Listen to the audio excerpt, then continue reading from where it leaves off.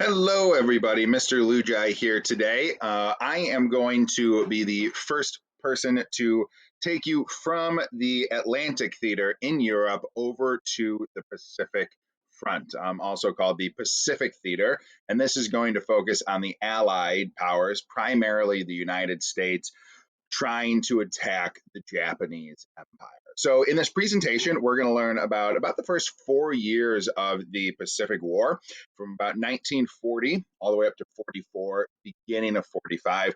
And then next lesson, we're going to talk about the ending of the Pacific War.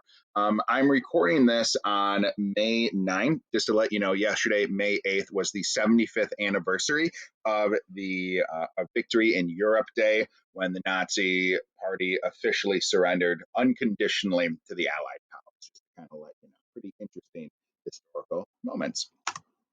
So we're going to get started. When we talk about the Pacific Theater or the Pacific Campaign, we are talking about Japan as a member of the Axis powers versus the United States and the Allied powers.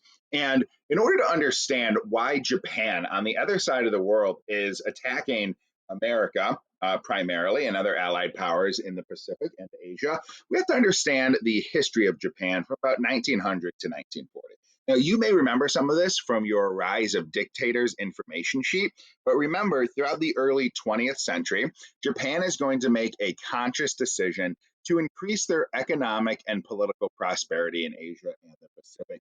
Japan, an island nation, kind of like England, island nations need to expand for natural resources eventually. And Japan is going to expand into China, Manchuria, and other parts of Asia, as the Japanese mindset is we are the dominant force in Asia, and they are going to slowly begin to invade other countries militarily and expand that doctrine. In 1940, Japan is going to officially join the Axis powers, and they're going to begin targeting foreign targets. So we talked about China, Manchuria, but they're also going to be expanding east into the Pacific Ocean onto island nations that most of them are going to be controlled. They're going to be territories of Allied powers, like the United States, England, France, and they're going to begin to take over some of those island nations. And obviously, we have the very famous attack on December 7th, 1941, where Japan is going to attack the United States at Pearl Harbor. So this video that we're going to watch next is going to take us through that beginning Japanese expansion and why Japan is going to expand beyond its borders.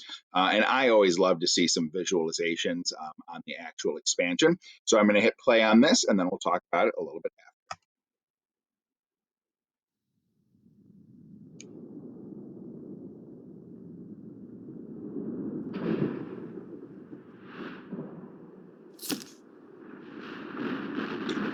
Japan invading Korea, Manchuria, that's going to be part of China. The expansion is going to begin. This is going to semi-mirror a lot of the expansion of Hitler in Europe, slowly taking over nation after nation, steamrolling them as well. 1940, Japan's going to join the Axis powers, and then December 7th, 1941, Japan is going to attack America at Pearl Harbor, where we have our Pacific Fleet. And Japan's going to try to knock the United States out of the war, basically as a way to say, do not come into the Pacific Theater. Let us continue our expansion.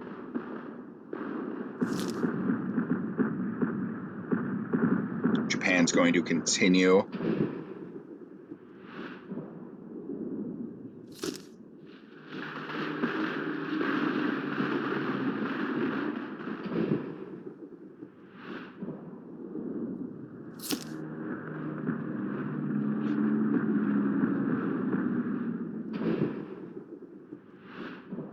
So for about 12 years, Japan really is unstopped in their continuing expansion. It's a remarkable empire in the Pacific.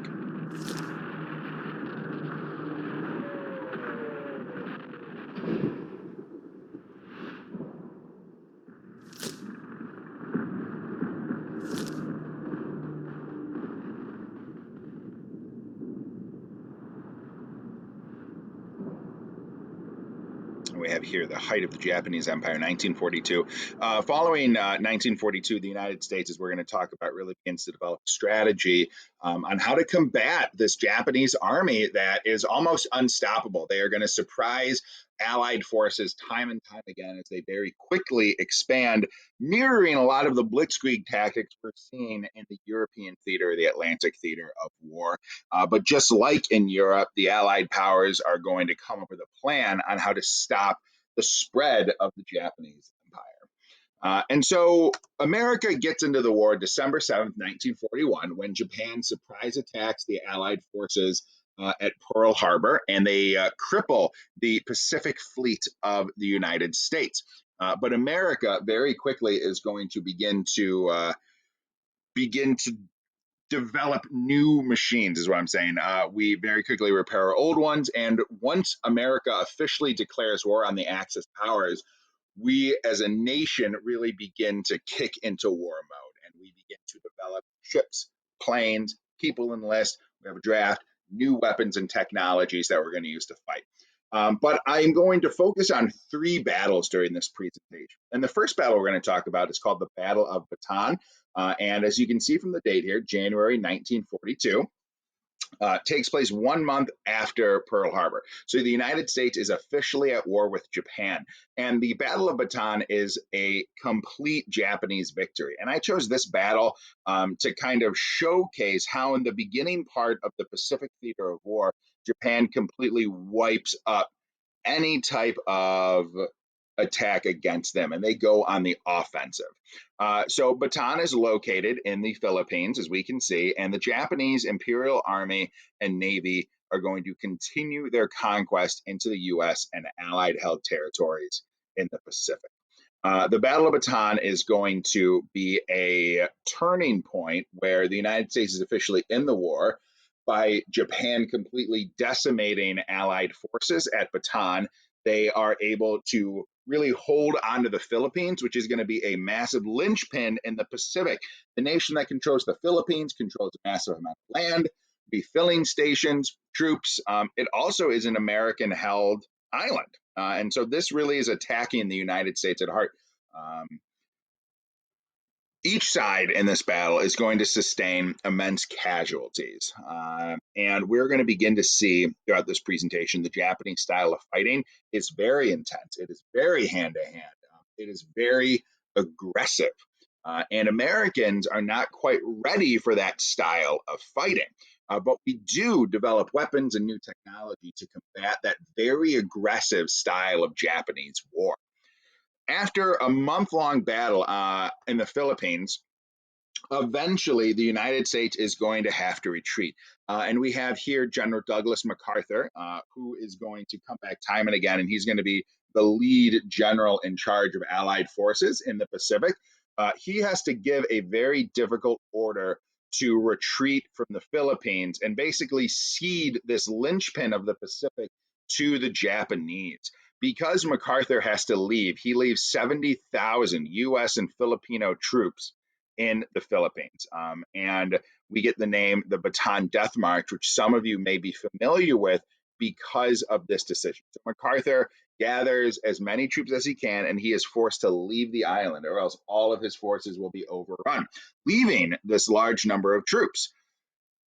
The Japanese force the Filipino and American forces to march 63 miles, a lot of with no food, barely any water. They're going to be beaten and stabbed along the way. Over 7,000 of these troops are going to be killed during this death march.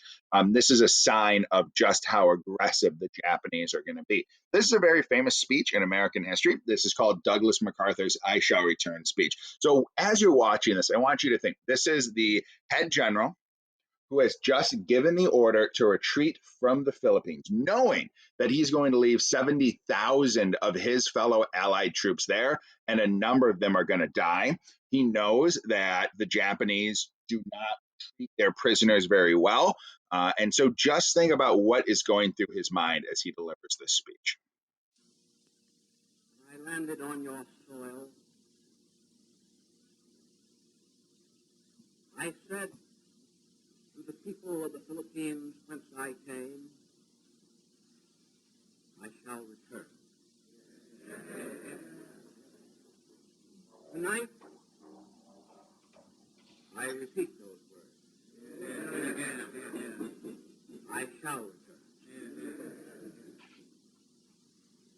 nothing is more certain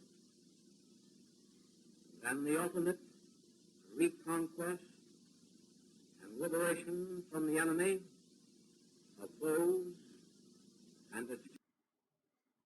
So we see here MacArthur promises to return to liberate the troops that he's left, to liberate the Filipino people, and then eventually to take the war to the island of Japan.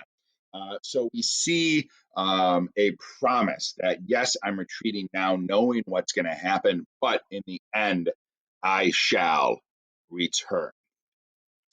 So, for the beginning part of the war, we see the Japanese expanding their empire throughout the 1930s, and then from 1940 to 1942, attacking Allied lands, primarily US controlled territories, Pearl Harbor and the Philippines. And the American people are getting tired of reading newspaper article after newspaper article of defeat, defeat. MacArthur is forced to retreat from Bataan, surprise attack on Pearl Harbor. And American morale is at a low point in the war. We have the Japanese military seems invincible. There's nothing that Americans can do to defeat the Japanese. And in order to kind of raise this morale in the country and to show that, yes, like Japan has been winning, but they are not invincible. There are people that we ourselves can destroy. President Roosevelt is going to order direct attacks on Japanese soil. And we call this in history the Doolittle raids.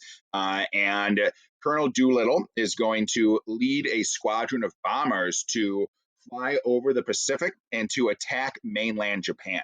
Now, here's the interesting thing. We knew that this bombing wasn't, to prep for invasion. It's not, to elicit mass casualties, but it's to show the Japanese people that you picked a fight with the United States. And yes, you may have won some early victories, but we are going to prevail in the end. And guess what? We can take the war to you as well.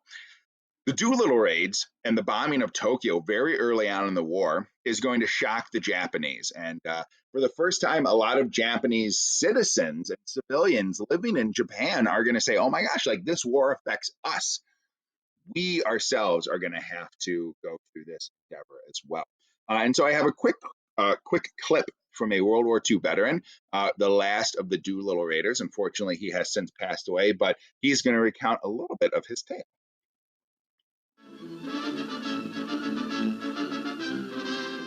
Now it can be told. History in the making of the mysterious Shangri-La. Actually, the United States Navy aircraft carrier Hornet steams westward across the Pacific. It was 77 years ago this week that 80 American servicemen struck the first blow against the Japanese mainland in retaliation for the bombing of Pearl Harbor. Closer and closer they approach enemy-controlled waters. 16 bombers took off from the deck of the USS Hornet, a first in military history, and bombed targets in Tokyo. The attack, known as the Doolittle Raid, was planned and led by Lieutenant Colonel James Doolittle, who piloted the lead bomber. In the co-pilot seat was Dick Cole. Cole, who died this week at the age of 103, was the last surviving member of Doolittle's Raiders. In 2014, he told CBS's Anna Werner he signed up for the raid after seeing a message seeking volunteers. The bulletin board said, does anyone want to sign up for a dangerous mission? And you put your name down. Yes. Why would you do that? There were already other people's names there. So maybe it was an inspiration. While Doolittle's raid was not necessarily a tactical success, it did serve a larger goal. The raid on Japan did very little in terms of physical damage. It did have an enormous psychological impact on the American people. And for that, Cole and his comrades were awarded the Congressional Gold Medal in 2014, when just 4 of them were still alive. But like so many of the generation that achieved victory in World War II, Cole did not want more recognition than any of the others who risked their lives. I don't want to take credit for anything, but doing my job.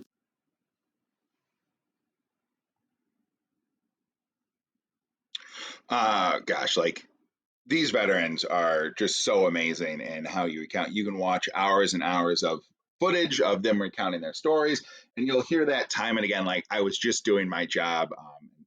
Absolutely inspirational. So We need to now come up with a strategy in the Pacific. After several months of Japan surprise attacking Allied forces, it was time for the United States to come up with an official strategy on how are we going to fight back. The Doolittle raids is going to provide this, morale boost, and now we're going to use this morale boost to officially bring the war to Japan. So here's, if I was in class, this is when I would cup my hands over my mouth and yell this and say, like, these are the things I want you to take away. And this first bullet point right here is going to be vitally important. When the United States is coming up with a strategy in the Pacific, we have to keep in mind that we are not only fighting against the Japanese, but we're fighting against Nazi Germany and fascist Italy in Europe. And the United States deliberately chooses to target and pull a lot of resources and manpower and create a European first strategy. We are going to attack the Japanese in the Pacific, but the United States' first goal is to defeat the Nazis in Europe and then move on to the Pacific. This is one of the reasons why in our history classes we focus so much time and attention onto Europe primarily, because our own military commanders focused on Europe first.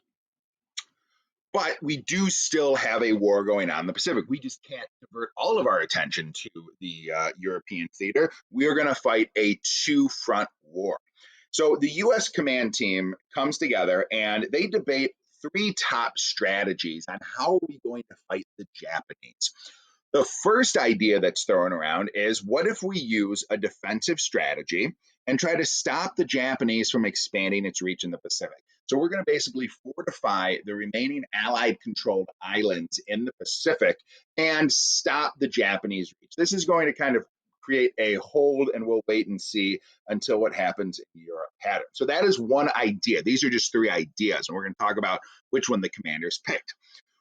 We can also do an offensive strategy. So instead of playing defense, we're going to bring the fight to Japan. We're going to set up bases in Alaska and our allied powers in China, which are going to enable more troops and support closer to mainland Japan. So we are going to be an offensive strategy, take island after island, and then take mainland Japan itself.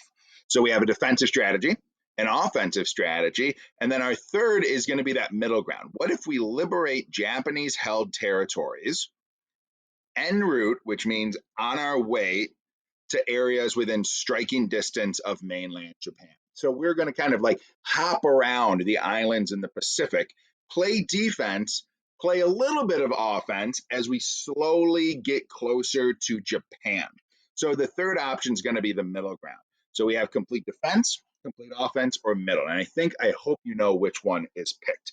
But while the commanders are debating this, there are battles being waged in the Pacific. So this next clip I have for you is from a show called The Pacific. It's going to be a kind of offshoot of Band of Brothers, which is going to focus on the European theater, and a lot of us are familiar with. This is The Pacific, produced by the same people on HBO. And this clip is going to kind of jump around the Pacific theater. And why I chose to use it is because you're going to see what combat looked like in the Pacific. And while you're watching this, I'll kind of play a running commentary. I want you to see, gosh, like how different fighting in the Pacific is from the fighting in Europe that we've been learning.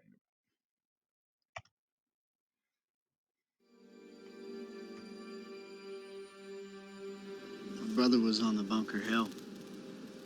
Ship got hit by 2 kamikazes. 500 guys died. How can they do that? Fly themselves into a ship? Emperor's God. Duty to God. So we see I this. think America had never before faced this kind of fanatical enemy. Young American boys who went to the Pacific were dumbfounded and shocked at the tenacity, the ferocity. So first we see here, I like what they said, the ferocity of fighting against Japan. We see an upgrade in hostilities when we're fighting the Japanese, because there is this duty to the emperor, which Japanese people view as a godlike figure that says you are going to fight to the death. And bring the fight to the Americans. That is very different from a lot of the fighting that we've seen previously. So there's an intensity level in the Pacific theater. Of the Japanese enemy that they faced. The Japanese had a very strong belief in Bushido, death before dishonor, and they didn't respect a soldier that surrendered. This is what made Japan unique, that it would bring dishonor to yourself, to your family, to surrender, rather than being taken prisoner supposed to commit suicide. The emperor is a god, and you're taught and trained from the time you're 8 years old. That's what you do as a young man. You fight to the death. They were dedicated totally to their cause, and that's because they fought by the code of Bushido.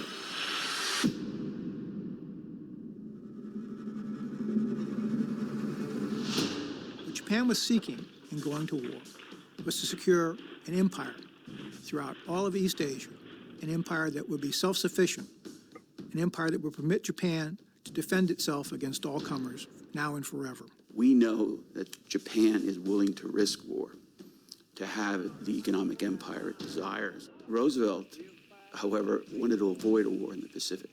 He told his Secretary of State Hull, one war at a time. The Japanese, looking at America at the time of Pearl Harbor, said, America's really fractured and fragmented. You know, we can strike a decisive blow that will crack their morale. Pearl Harbor gets us into a war, an attack on American territory. It turns a European conflict into a true world war. Japan would be facing enemies who would have far more population and far more industrial power than they would. How could they win under such circumstances? Well, Japanese leaders believed that the one trump card they had was what they called Japanese spirit. Why was there any hope that a country as small as Japan could take on a big country such as the United States? Well, they said there's one thing that Japan does have, which U.S. does not have: the emperorship, social cohesiveness and order, sense of unity. The Japanese were socialized to think of themselves as a single unit. So this is the propaganda, and it basically says 100 million hearts beating as one. You can remember a Japanese soldier running at us, full tilt. We fired into him so many shells, we must have hit him 60 times, but he kept coming, he didn't stop. And he got to about 40 or 50 feet from us and collapsed. It was amazing that this man was actually dead on his feet, but something just kept him going. The Japanese had a different tactic in fighting. With overwhelming strength, they would attack our lines. And it was very hard to fight that kind of a battle. But that incurred great losses on the side of the Japanese. When the Japanese fight, they say, Ten no Heika Banzai, you know, long live the emperor. But they're always thinking about family. I'm dying for my native place. I must die to defend my family. 100 against 1,200. You're either incredibly brave or incredibly stupid. The concept of the Japanese soldier, it was as though war was being taken on against this race of other beings. The Japanese were seen as grossly inferior, caricatured as having Coke bottle eyeglasses and being incapable of inventing or developing anything themselves, as copycats. There's a portrayal of them as monkeys, rats, pillagers, rapists, and barbarians. And the Japanese looked at the Americans the same way, and they said, oh, these people are apes, and they're ignorant, and they have no honor, and they have no courage. The Japanese were master propagandists, and the enemy is basically a demon or a devil. That is the major image of the Anglo-American powers. And they feel that their race, the Yamato race, has a destiny to fulfill, a right to conquer. Teachers told us that Japan is a very special country because of this unbroken line of imperial successions, and the emperor was divine. The Japanese believed that, in contrast to the purity of their bloodline that they'd maintained for thousands of years. Right. So you can see in this, there's this intensity to fighting this war in the Pacific. And so the Allied commanders are going to have to decide how best to fight this war. And so the final decision they make, how best to fight this new style of Pacific combat, is to choose that third option. And we in history are going to call this island hopping. We are going to select a certain number of islands, the most important islands, to take over from Japan. So we're going to have to wage a war on them, defend them, and then move on to the next strategic island. Moving from island to island, sometimes you move over Japanese occupied lands. So the United States are going to choose to liberate Japanese held territories, working their way to within striking distance to mainland Japan. We're going to using island hopping. The U.S. forces are able to strategically choose lesser defended islands to invade to use as waypoints. And we're going to use this to hold artillery and control supply lines to larger, more fortified islands. The Pacific's very spread out. So if you go from island A to island C and you skip island B, those Japanese troops on island B, if you kind of make sure that no ships come to them, they're stranded there. So you do not have to worry about them until the end of the war. So this is island hopping in a nutshell. First, we're going to use aircraft carriers to send planes out to bomb Japanese forces holding an island. So we're going to soften them up as best as we can using airplane and air attacks. Where they're going to send troops in, primarily the Marines, in to clean up kind of the mess that's left on the island. We're going to land on the beaches and then head into the jungle to find the Japanese where they are. We're going to set up airstrips or take over existing Japanese airstrips so that we can land supplies and defensive troops in. And then we're going to use these airstrips to send out planes to bomb the next island. So we now have a strategic defense system. So we can see here a quick map of what island hopping is going to look like. We have Pearl Harbor, which the United States still holds. And we have lots of little islands here that are controlled by Japan. But we're going to selectively choose a few different islands and skip over the ones that we don't need. The goal is to get slowly closer to Japan, where we can invade the mainland and end the Pacific theater of World War II. Here's a little clip that's going to show us what island hopping looks like.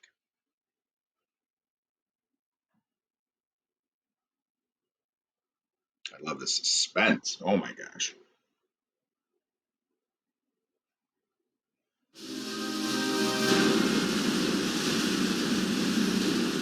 After the Allies blunt Japanese aggression with victories at Midway and Guadalcanal, the time comes to revisit the Asia-Pacific strategy.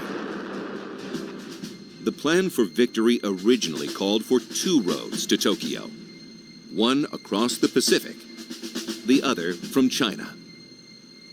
By this time, however, the front in China is no longer viable. President Roosevelt divides the Pacific under 2 commands. So now, as the Allies advance from Guadalcanal, Admiral Chester Nimitz stands ready to mount the Navy's thrust across the Central Pacific, while General Douglas MacArthur prepares to wind his way through the Southwest Pacific. MacArthur argues that dividing resources between 2 campaigns will dilute the Allies' strength. By this point, though, the American people are building planes and ships with such fervor that both Pacific campaigns, as well as the troops in Europe, can move ahead at full throttle. The Allies' strategy includes a second, creative element. Rather than attack all of the islands held by the Japanese, the Allies will selectively island hop.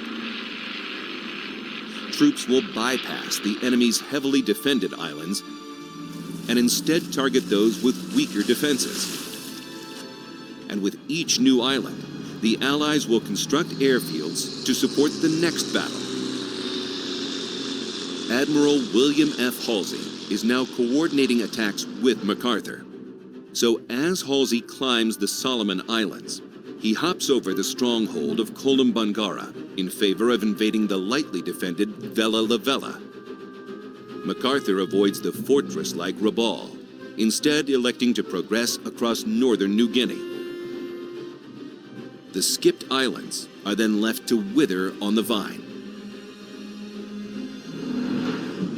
Meanwhile, Admiral Nimitz's forces are doggedly pressing across the Central Pacific, launching one amphibious invasion after another. In the Gilbert Islands, the Marshall Islands, the Mariana Islands. With each landing, his men refine the complex, treacherous challenges of invading from the sea.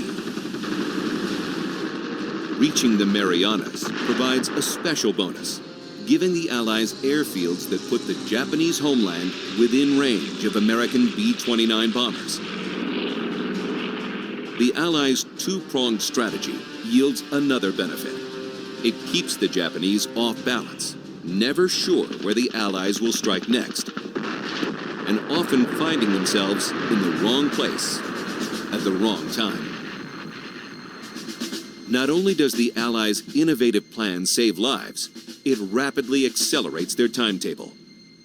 So that by September 1944, Nimitz has already reached the Palau Islands, and MacArthur, Morotai. Now, as the two forces prepare to merge, a question looms. What will be the Allies' next target? Formosa or the Philippines?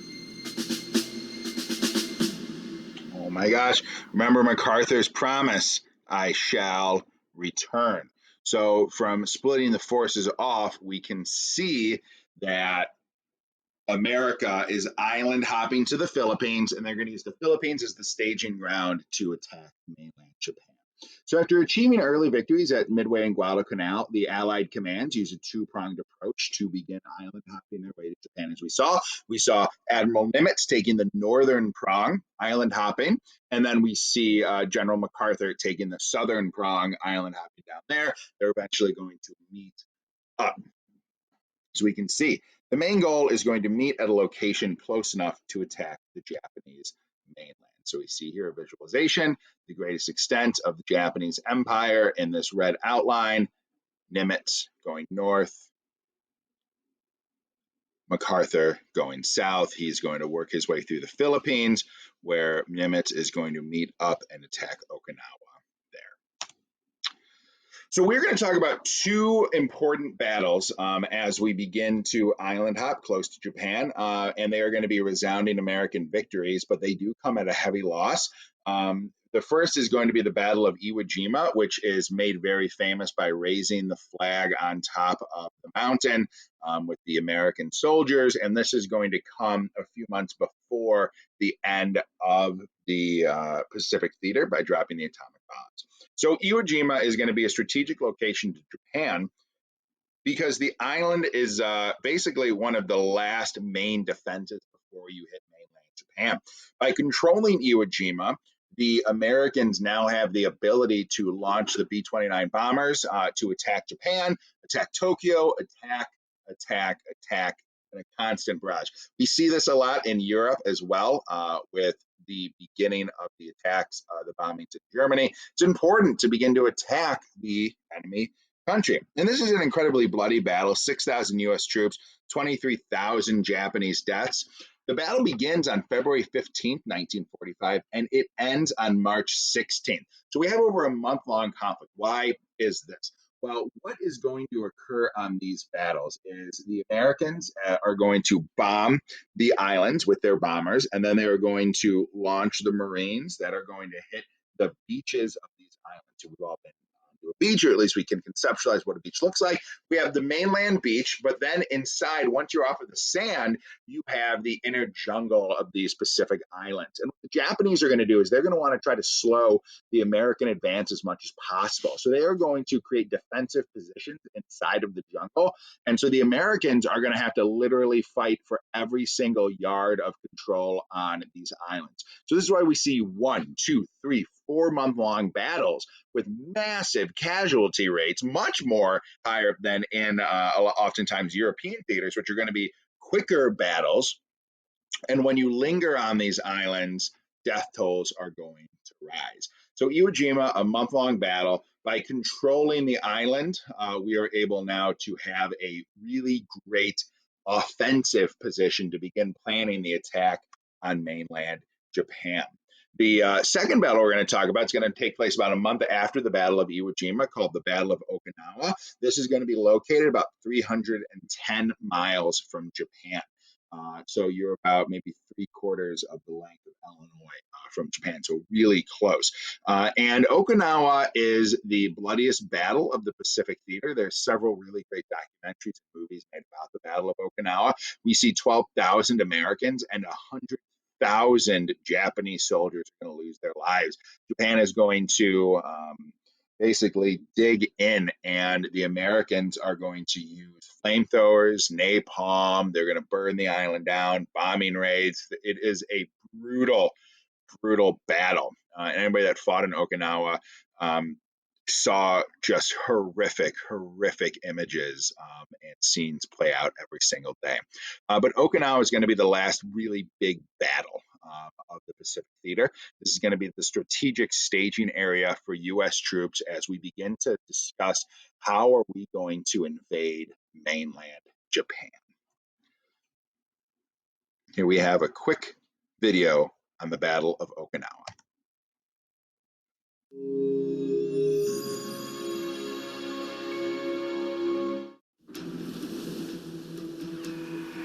We're continually moving in closer toward Okinawa-shima. Directly overhead, squadrons of dive bombers, our dive bombers, fly towards the island of Okinawa to meet the Japs. We can see the yellow smoke of the gunfire above the battleships. We are passing transports over our starboard and over our port as we plow ahead, headed for the beach and headed for the Jap.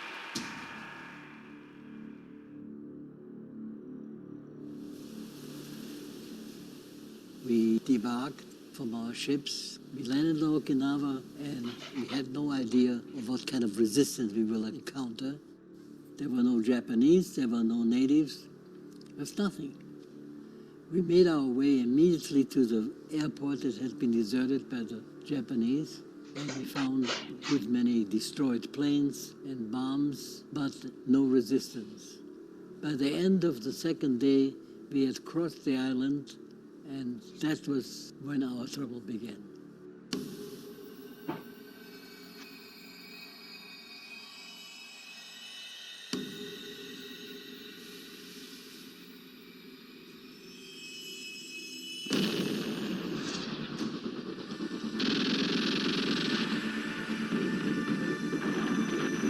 Look at this intense fighting that's happening on this island.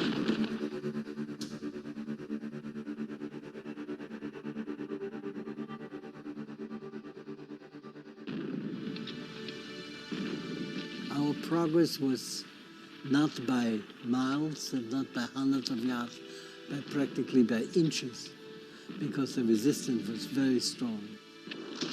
There's not a single one of my team who got away uninjured.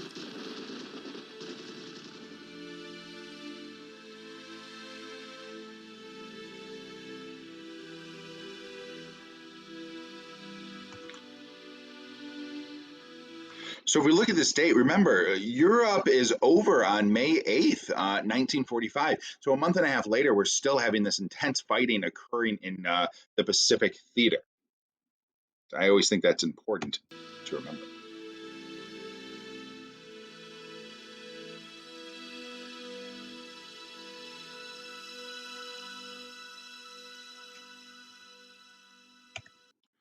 So now that we have the Allies have control of Okinawa and a very successful island campaign, Europe has officially fallen to Allied controls. Nazi government is no more. Hitler has been dead for a month and a half from suicide. The Americans have to make a choice. How do we now invade mainland Japan? Japan, even though they are the last remaining Axis power left, is still fighting a very intense battle. How are we going to end this war? And that is where we will pick it up next lesson.